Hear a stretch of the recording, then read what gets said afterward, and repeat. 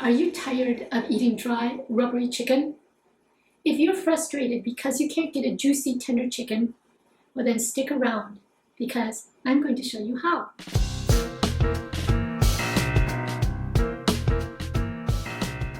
Greetings, friends. I'm Kim from Delicious Chemistry, where you learn the science of low-carb cuisine. Although it looks fancy, it's amazingly simple because you're going to let the oven do most of the work for you. So there isn't a lot of hands-on time. And one of the best parts is that you get a lot of leftover meat, which you can then use for future dishes. If you come back next week, I'll even show you how you can use some of that meat to make another dish. Another benefit is that you get bones to make homemade bone broth. And if you go to the link, it'll show you how to make it. Here are the supplies that you will need and the groceries needed. I like to get a chicken that is organic and pasture raised if possible.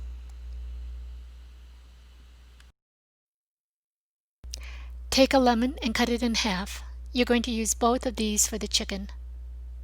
Now take a garlic, cut it in half. One half you're going to put in the cavity of the chicken. The other half you're going to leave in the pan covered in olive oil and salt and pepper.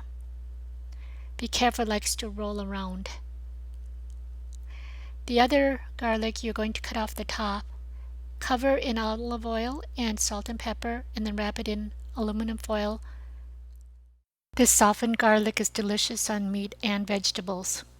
Take some paper towels and wipe off all the moisture on the skin of the chicken. This is important so it will get crispy. Take half a lemon, put it in the cavity. Take another half of the garlic, put it in the cavity also.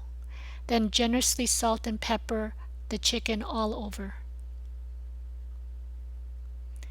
Then take the other half of the lemon, put it in the cavity,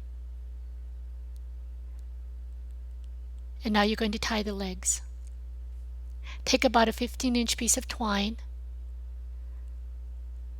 and you're going to do a figure 8 around the legs and then pull it tightly and tie it.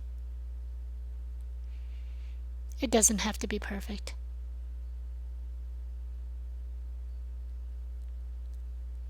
Okay, ready for the pan.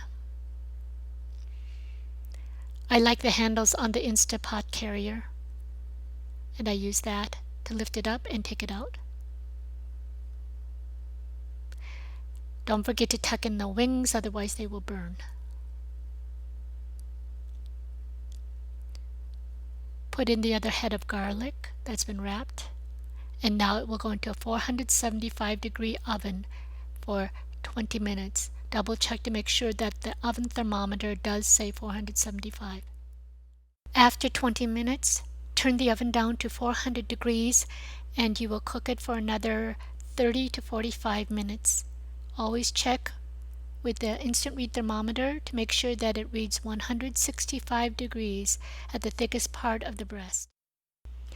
Then you will be assured that the chicken is completely done. Now you are going to let it rest for about 20 minutes. And the science behind letting meat rest is this.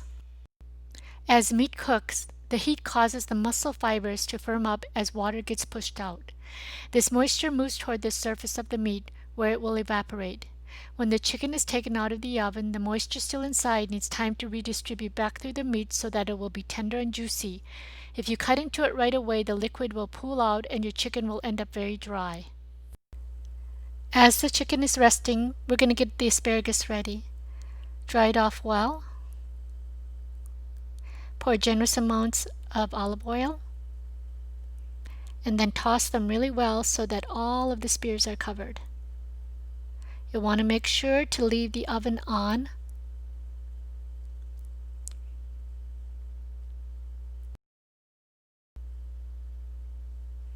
Generously salt and pepper it. Now we're going to get the chicken ready, untie it, and take everything out of the cavity, the lemon and the garlic.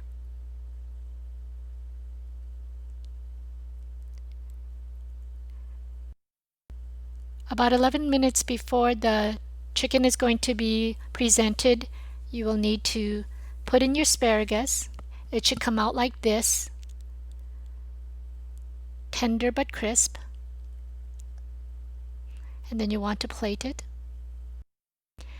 Put the garlic and the lemon on the plate and then squeeze the lemon on the asparagus and use plenty of butter because remember on low carb we do high amounts of healthy fats and low amounts of carbs. Now this is what it should look like. So now you can make this delicious roast chicken dinner.